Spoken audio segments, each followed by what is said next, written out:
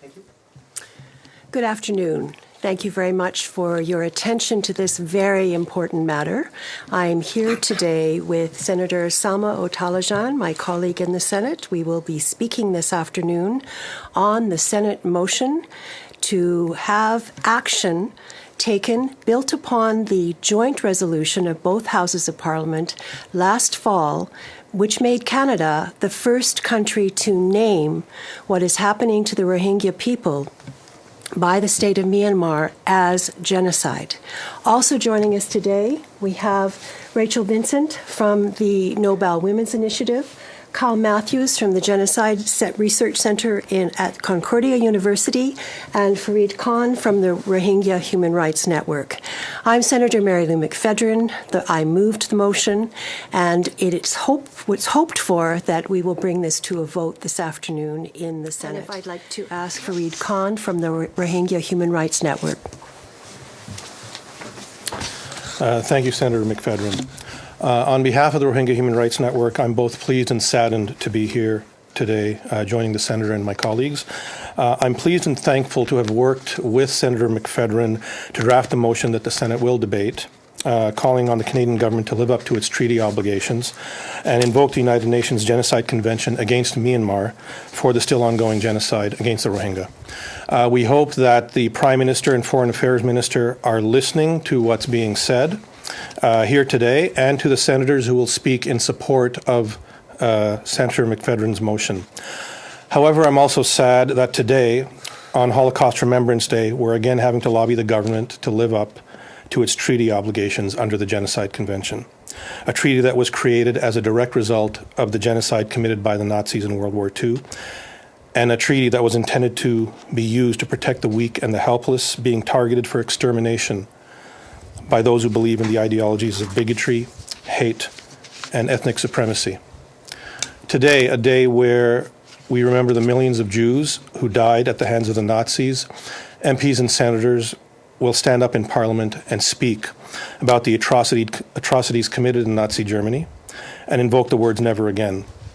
However, those words are meaningless if Canada fails to act against the still ongoing genocide, especially after acknowledging that Myanmar committed this horrific crime against the Rohingya in 2 parliamentary motions. It's been 7 months since those motions were passed with unanimous support.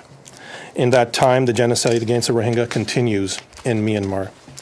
As the only nation to officially recognize Myanmar's crimes as genocide and as a state party to the Genocide Convention, under the terms of that treaty, Canada is legally obligated to act.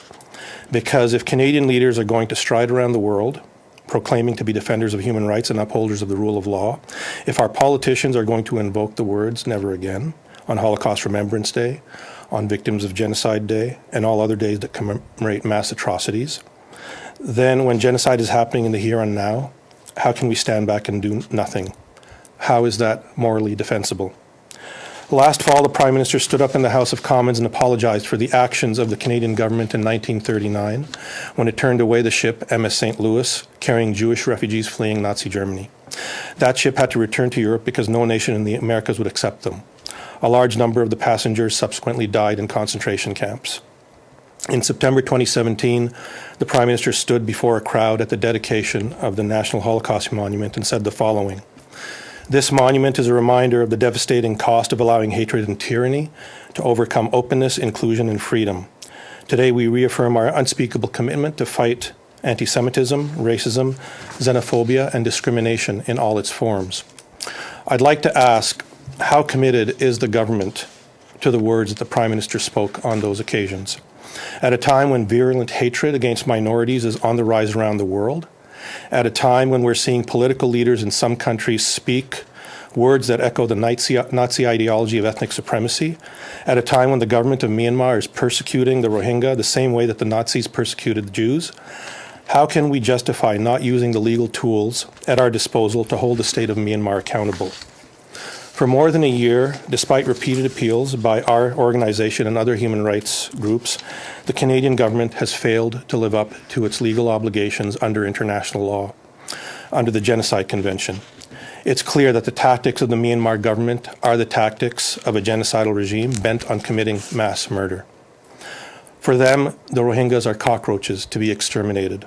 History shows what happens when such regimes are not opposed. So as we've done previously, we're again calling on Canada to be a leader and act to stop the genocide in Myanmar and to give the Rohingya in the refugee camps in Bangladesh a sliver of hope that justice will be done. We're asking the Canadian government to take the lead, to take heed of the motion presented by Senator McFedrin and her colleagues, and to listen to the senators who will be supporting that motion. We're asking Canada to act to stop genocide and not forget the lessons of history, which have seen millions upon millions killed simply for being. We're asking the Canadian government to remember that those who survive genocide pay the price of smashed hopes and destroyed dreams. As Canadians, as human beings, it's our moral responsibility to act, not just for the sake of the Rohingya, but to preserve our own humanity. If we want to live up to our claims of being defenders of human rights, then our political leaders need to move beyond words of outrage spoken in front of a microphone. If we want to live up to our own hype about what we are as a nation, we have to take action to stop the genocide of the Rohingya that continues today. Thank you.